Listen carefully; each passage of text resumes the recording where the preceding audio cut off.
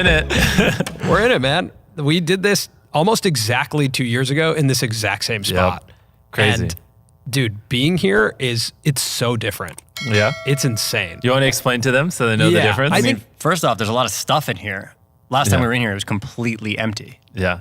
You know, last time we did a podcast, I would tell you to overlay things, and you guys never overlaid it. No, so are you going to overlay the footage this time? Man, of the come last on. time? Oh, okay. We'll keep it going. I know there's such a funny moment. They're in like, the oh, we got like 20 million views last time. Why would we change anything? You point to the camera and you're like, just roll that B-roll editor. Yeah, okay, thanks. And it just holds on you. I don't know how we missed that. I don't know how we missed that one. Yeah. It was 2 hours. I did that twice. Yeah. Yeah. Well, this time we won't do it again. Yeah. Okay. But yeah, things have changed. Like there's so many people here working. There's like, it feels like very alive in this building. Obviously this building was brand new when you got it. Candidly, I feel like we've had so much fun over the last 24 hours here, just hanging out. It's nice having you around too, because it's like a buddy to like work hard with, so I don't feel so alone late at night. I think that's the thing is Colin and I were saying today, it feels so fun to be here because it's a bunch of people doing the thing that we like to do. Yeah. You know, we're surrounded by people who are excited about making YouTube videos. Yeah. How does it feel for you? Like the past 2 years, so much has changed. Oh, it's the past 2 years? Yeah. What would you say I was at 2 years ago? So like right now I'm on like the main channel, I have 160 million subscribers, but 2 years ago, I mean, 60 million? Yeah. If that, 50 maybe million? like 40. Yeah. It was before pretty crazy. Feastables, I think, was public. Yeah. It was before your Squid Game video. Yeah, before all that. So, I mean, everything's changed. It's definitely pretty interesting because you always think like, okay, this is roughly the top, but this is like things aren't going to get much crazier. Yeah. And then we're growing so fast that it keeps getting crazier and crazier. And you're like, okay, you know, people are only going to stalk me occasionally. It's like, that's about as bad as it gets. And then it's like, oh, the frequency of people following me home from when I go to Walmart is going up. Or like, you know, when I go to an airport and wait in a line, the amount of people that, you know, harass me in these lines where I can't really do anything. And it definitely is a lot crazier than I thought, to be honest. I think that, I mean, obviously the mathematical difference between 40 million people and 150 well, it's even crazier when you million. take all my platforms, because I think we're closing in on 400 million followers. Right. And so that's just, or even throw followers out the window because it's kind of a vanity metric. Who cares? But like we're getting 30 plus billion impressions a year. So like 30 billion times, you know, now people are seeing my face and see me. So it's like, I don't like leaving this building. When I go out in public, it's just like, it's pretty brutal. I think like the frequency of mainstream press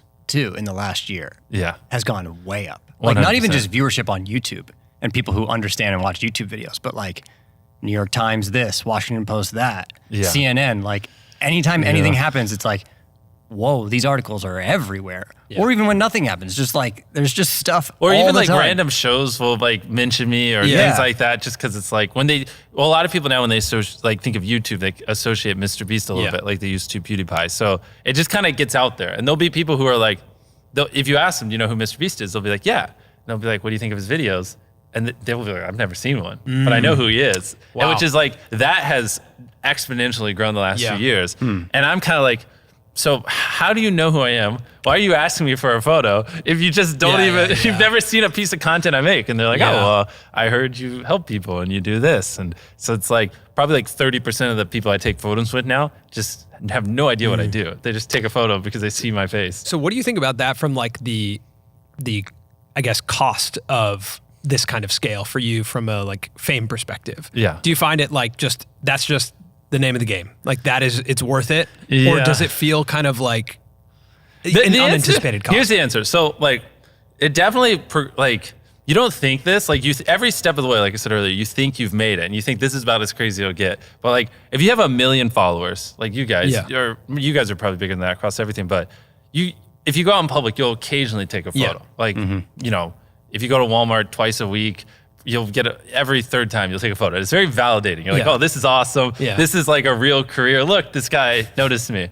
And then when you get to 10 million, it's like a whole different world. Like every time you go out, you're gonna take at least one photo. And it's like, oh, this is awesome. You know, if you're with your girlfriend, you'll take a photo and it's like, look, people like me. But it's like very manageable. But you think that's like the top. But then you go from 10 million to 100 million. And next thing you know, when you go to Walmart, it's not like one photo or two.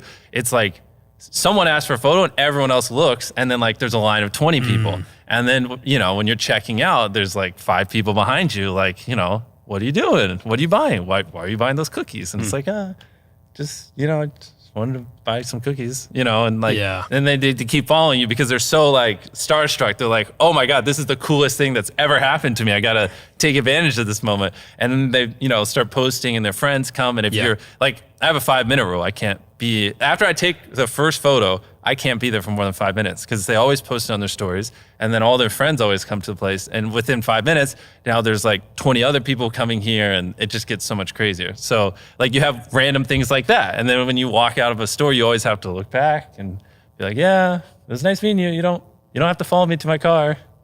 Okay, take care. You know? Yeah. It's like, but you don't have to do that when you have 10 million subscribers. You just don't, you know? And so it gets like crazier. And then you get to that point and you're like, okay, this is about as crazy as it's gonna get, you know, and that's like probably me 2 years ago. And then now here we are with like 400 million followers across everything. And like, you know, I don't know, probably last month we gained like 20, 30 million alone. So it's like, it's still growing massively and it just gets even crazier. You know, people come to your house all the time. The rate of people following me home, or like one thing that was, I just don't even understand it, that was wild, was when we were going to Antarctica. And also, I hate that. So far, this podcast has been me complaining. I love you guys. You guys gave me everything. Like, so I'm very grateful. I love my fans. So don't take this the wrong way. This is just more an interesting thing that I've been thinking about a lot recently, not me saying you guys suck. Because this is also like 0.0001% of people. 99% of people I meet, super chill. Just ask for a photo and it's cool. But we went to Antarctica, and on the way, we went to Chile, and we stopped there for whatever, like 5 days. And I was, you know, in the airport, I was wearing my hoodie, sunglasses, just staring at the floor. I was like, if I don't take any photos, I'll just go straight to the hotel room. No one will know I'm here. And somehow this one like little kid recognized me. And I was like, no photo, please, please. And he's like, photo, because they speak Spanish. And I was like, I didn't know how to tell him no, and I didn't want to be mean. So I took it, and that was it. And I got in and out of the airport with only one photo, staring at the ground with my hood up. And then like in the hotel room, someone sent me an article that was literally written because that kid posted on social media, and then the local news picked up, oh, MrBeast is in town. It's a tiny town in Chile. Not much happens there. And then all of a sudden, people are like, oh, what hotel is he staying at? And then people figure out that we're at that hotel. Yeah. And now there's like 200 people outside this hotel running up and down the hallways, like knocking on doors, trying to figure out which room's me and Carl. And we also had like the dream team there as well, so which made it even bigger.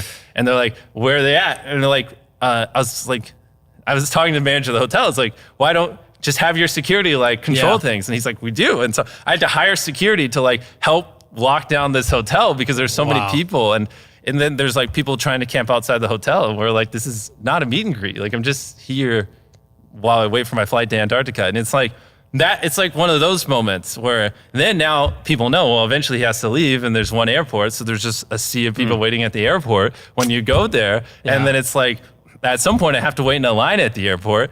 And then it just gets even crazier because then the TSA people are like, oh, this guy's famous. Let's get him through the line because there's just a mob of people. And then they're like, but we'll do that if you come take a picture with our kids. And so it's like, I'll help you skip these pictures if you take these pictures. And it's like all this crazy stuff. And I'm like, everybody, I'm just trying to board that plane. Like, let's but none of them, because we dub our videos now and we get like 10 to 20 million views in the first month and just Spanish on our videos. So we have a massive Spanish audience. And so like none of these people speak English. So I'm like really struggling too because I'm like, hey guys, I'm a little uncomfortable. There's a lot of people around me, but they don't have any idea what I'm saying. And they're just like, you know, photo. And so anyways, you get experiences like that where you're like, you seriously question like, is this actually worth it? Like, cause obviously it just makes traveling and everything infinitely more stressful. And and it's interesting because when you're sitting here, like we were with you in an edit session last night, like you're crafting the videos to get as big as possible.